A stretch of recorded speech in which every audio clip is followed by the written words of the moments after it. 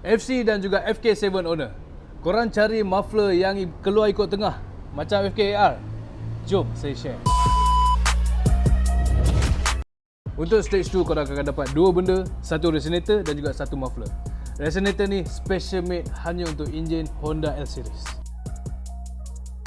Dalam stage 2 ni juga korang boleh pilih sama ada korang nak premium valve muffler ataupun loop exhaust. Jom saya cerita pasal valve muffler kami dulu.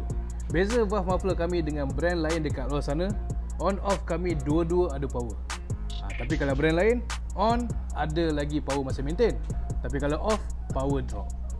Loop exhaust, geng-geng track, geng-geng kanjo, korang memang kena ambil ni geng. Sebab dia punya bunyi pop and bang dia tu memang kau-kau. Korang boleh dengar sendiri dia punya bunyi pure Honda jerik tu kat kereta korang.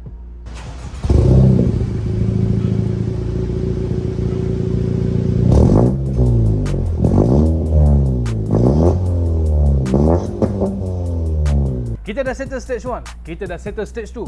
Sekarang ni kita ada last stage iaitu stage 3. Stay tune, saya akan share dengan korang macam mana nak tingkatkan lagi power sehingga ke 180 horsepower tanpa remap. Max Racing Ekzos.